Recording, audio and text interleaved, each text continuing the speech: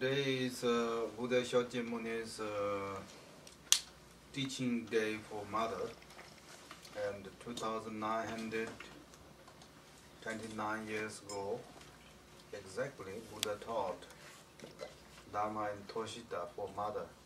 But therefore, we want same like that. So we teach Dharma to every single sentient being, because they are also our mother. So that we teach in the Finland language how important Dharma. Okay, thank you, Kempo. Näin aluksi haluaisin omistaa kaiken positiivisen karmani, kaikki merittini kaikille äitiolennoille tässä maailmassa ja kaikissa muissa maailmoissa. Puhun teille tänään hyvyydestä, hyvyyden käsitteestä, siitä miten me länsimaisen sivistyksen tai filosofian kautta yleensä sen ymmärrämme. Ja sitten sitä näkökulmaa, että minkä buddhalaisuus asettaa hyvyydelle, mistä hyvyydessä todellisuudessa on kysymys. Hyvyys on usein sellainen vaikea käsite, mikä asetetaan moniin ulkona oleviin asioihin, esineisiin, tilanteisiin, ihmisiin, olentoihin. Hyvyydelle on tyypillistä se, että se on kuitenkin meidän kaikkien ihmisten mielestä jotain tavoittelemisen arvosta. Se on jotain sellaista mikä on arvokasta, mikä on tärkeää, mikä on merkityksellistä. Jos aloitetaan hyvyyden tämmöisten kategorioiden miettiminen, niin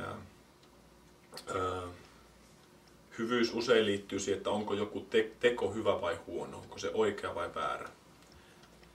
Ja yksi lähtökohta arvioida teon hyvyyttä on arvioida sen seurauksia. Mitä seuraa siitä, kun tämä teko suoritetaan? Länsimainen filosofia antaa vastauksen, että oikeastaan ei voida varmasti tietää, mitä seurauksia jollain teolla on, koska on niin monta muuttuvaa tekijää. Mutta kuitenkin lähdetään siitä lähtökohdasta, että jos jonkun teon seuraukset on hyvät, niin se teko on myös hyvä. Buddhalaisuudessa ei ajatella niin paljon, että on olemassa ulkoinen maailma, jossa asiat tapahtuu, vaan oikeastaan jos suhteellisessa todellisuudessa, jos jotain on olemassa, niin se on yksittäisen hetken ajattelu. Just tämän hetken ajattelu on olemassa. Ja voidaankin siis sanoa, että täysin varmasti tämän yksittäisen hetken ajattelu, silloin kun se ajattelu on positiivinen, silloin kun se ajattelu on hyvä, niin siitä seuraa myös jotain hyvää. Ei ole olemassa mitään sellaista hyvää ajatusta, josta seuraa hyvää karmaa, millä ei olisi myös hyviä seurauksia. Eli siinä mielessä voidaan ajatella, että tämä ensimmäinen näistä filosofian periaatteista pitää paikkansa. Toinen tapa ajatella on se, että sellainen tapa ajatella, että joku teko on hyvä silloin, kun siinä on hyvä aikomus. Silloin, kun sillä tekijällä on sellainen aikomus, että se tekee sen, yleensä ajatellaan, että jotenkin epäitsekkäistä syistä. Ja silloin ei oikeastaan ole hirveän kiinnostuneita siitä, että mikä se lopputulos siinä asiassa on, vaan siitä, että millä asenteella se teko on tehty. Ja buddhalaisuudessa on asenne, joka ylittää kaikki muut asenteet. Se on bodhicittan intentio tai asenne tai aikomus. Bodhicitta-aikomus tarkoittaa sitä, että vapauttaakseni kaikki olevaiset kaikesta kärsimyksestä ikiajoiksi, minä aion todellistaa Buddha-luontoni tässä elämässä. Se tarkoittaa sitä, että mä lupaan, mä päätän, mä oon täysin varma siitä, että mä tulen lisäämään positiivista ajatteluni niin maksimiin kuin se on mahdollista, polttamaan kaiken negatiivisen karmani ja sitä kautta auttamaan kaikkia olentoja, mitä on maailmassa. Kolmas tapa ajatella siitä, mikä on hyvää, Jos ajatellaan, että hyvyys on tällaisissa hienoissa aistikokemuksissa, kauniissa esineissä, muodoissa, väreissä, äänissä, kaikissa oikeastaan miellyttävissä kokemuksissa. Ja tietyllä tapaa myös buddhalaisuus tukee tätä ajatusta, koska meillä buddhalaisuudessa ei ole ulkoista fyysistä maailmaa sellaisenaan olemassa. Fyysinen maailma, sen rakennuspalaiset atomit eivät sellaisenaan ole olemassa. Kaikki mitä me koetaan on vaan meidän oma havainto. Ja silloin kun me nähdään asioita, esineitä, niin ne eivät ole todellisia esineitä. Karma on se voima, joka tuottaa kaikki ne asiat, mitä me havaitaan. Oikeastaan ei ole mitään tuotetta, minkä karma tuottaa, mutta me havaitaan todellisilta näyttäviä, pysyviltä näyttäviä, erilaisia esineitä ja asioita.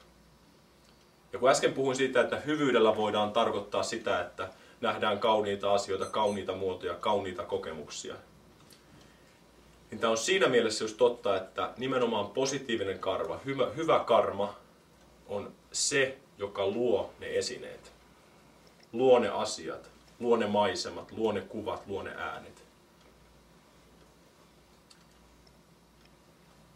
Toki siinä tilanteessa on myös tärkeää, siinä itse tilanteessa se, että on positiivinen ajattelu. Tähän mennessä olen puhunut aika paljon positiivisesta ajattelusta. Ja positiivinen ajattelu usein mielletään sellaiseksi, että se on sellaista, että on iloinen ilme kasvoilla ja kaikki on hyvin ja ei ole mitään hätää, että kyllä tässä niin kuin pärjätään. Että ajatellaan asioista parhain päin. Ja tietyllä tavalla se onkin positiivista ajattelua. Positiivinen ajattelu on oikeastaan paljon syvempi, paljon vahvempi asia. Positiivinen ajattelu voidaan jakaa karkeasti viiteen ryhmään. Ensimmäinen niistä ajatteluista tai ajatuksista on kieltäymys. Kieltäymys ei nyt koske ulkoisia asioita, esineitä, tilanteita, kokemuksia, vaan kieltäymys on ainoastaan yhteen asiaan, negatiiviseen ajatteluun. Eli ensimmäinen positiivista ajattelusta itse asiassa on suoraan kohdistettu negatiiviseen ajatteluun, eli siihen, että me ymmärretään se, että kaikki meidän kärsimys ja kaikki meidän tuska, kipu on lähtöisin meidän negatiivista ajattelusta. Ja sen takia me ei haluta sitä negatiivista ajattelua. Se on täysin turhaa, täysin tarpeetonta, täysin arvotonta. Toinen näistä positiivista ajattelusta on myötätunto. Buddhan opetusten mukaan kaikki meidän onni syntyy siitä, että me halutaan toisten olevan onnellisia. Kaikki meidän kärsimys syntyy siitä, että me halutaan itse olla onnellisia. Ja senpä takia myötätunto on tällainen niin kuin vasta-aine tämmöiselle egoon takertumiselle. Myötätunto buddhalaisuudessa ei ole sitä, että kärsitään yhdessä, että mä tunnen sun kärsimyksen että yhdessä kärsitään, tässä ei ole mitään, mitä mä voin tehdä. Se on sympatiaa. Se ei auta hirveän paljon. Buddhalaisuudessa ei keskitytä niin paljon siihen kärsimykseen, vaan keskitytään siihen kärsimyksen syyhyn. Eli oikeastaan se, mitä halutaan, kun on myötätuntoinen ajattelu, niin halutaan, että mä haluan, että olisit vapaa kaikesta kärsimyksestä ja kärsimyksen syistä. Kolmas positiivista ajattelusta on usko. Uskolla on varmasti semmoinen, sanotaanko, kapea-alainen tai negatiivinen klangi. Se usein liittyy meillä kristilliseen uskoon ja siihen, kuinka uskotaan Jumalaan. Mutta buddhalaisuudessa ei ole olemassa mitään ulkoista Jumalaa tai ulkopuolista luojaa. Vaan buddhalaisuudessa usko kohdistuu vain yhteen asiaan. Ja se usko kohdistuu omaan ajatteluun. Siihen, että tällä ajattelulla on voima. Siihen, että miten minä ajattelen, ajattelenko positiivisesti vai negatiivisesti, se vaikuttaa siihen, mikä mun kokemus on. Ja sillä minun ajattelulla on myös tällainen olosuhteellistava vaikutus muiden ajatteluun. Eli uskotaan siihen, että positiivisella ajattelulla on voima, negatiivisella ajattelulla on voima. Ja se, että meillä on myöskin olemassa Buddha-luonto. Se, että me ei olla huonoja ihmisiä, jotka yrittää tulla hyviksi, vaan ollaan hyviä ihmisiä, jotka yrittää vaillinnaisuudestaan päästä irti, jotka nekin on näennäisiä. 4. hyvistä ajatteluista on rakkaus. Rakkaus se kaikista suurin. Rakkaus ei buddhalaisuudessa ole romanttista rakkausta tai omistavaa rakkautta. Rakkaus on oikeastaan sen myötätunnon vastapari tai ystävä. Rakkaus on sitä, että minä haluan sinun olevan onnellinen ja että haluan sinulla myös olevan onnellisuuden syyt. Jälleen kerran se oikeastaan rakkaus, vaikka me suunnataankin rakkaus ulospäin, rakkaus on suunnattu teihin päin, toisiin ihmisiin. Silti rakkaus olettaa eniten minua, koska jälleen kerran se rikkoo sitä egoon takertumisen tapaa, mikä on niin kuin hyvin syvälle juurtuneena. Viimeinen positiivista ajatteluista on viisaus. Viisaus käsittää usein jonkinlaisena mystisenä, jonkinlaisena vaikeana asiana, jota on vaikea yleensäkään sitä, että miten sen saavuttaa, mistä sen löytää tai mitä se edes on, mikä sen olemus on. Buddhalaisuudessa viisaus etenee asteittain. Oppiminen tai opiskelu johtaa oppimiseen. Pohdiskelu johtaa kokemukseen. Ja meditaatio johtaa todellistumiseen. Jos ymmärtää yhdenkin lauseen Buddhan opetuksia, jos ymmärtää, se ei vielä riitä. Sitä täytyy pohtia niin kauan, että saavuttaa kokemuksen siitä. Se, että siitä asiasta tulee niin todellinen, että samalla kun me tiedetään, että nenä on tässä, niin me esimerkiksi tiedetään se, että minun ajattelulla on mittaamaton voima.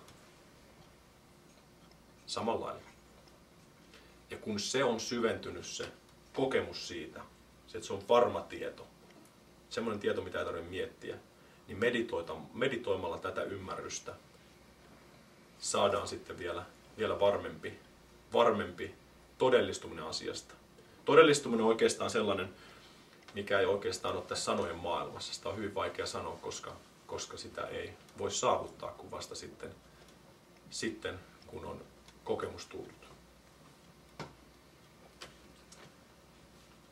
Tänään on se päivä, jolloin 2929 vuotta sitten Buddha tuli opettamaan omaa äitiään tänne maan päälle.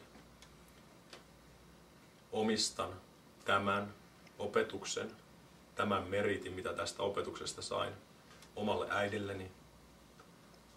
Olkoon hän vapaa kaikesta kärsimyksestä ja kärsimyksen syistä. Olkoon hänellä onnellisuus ja kaikki onnellisuuden syyt. Kiitos.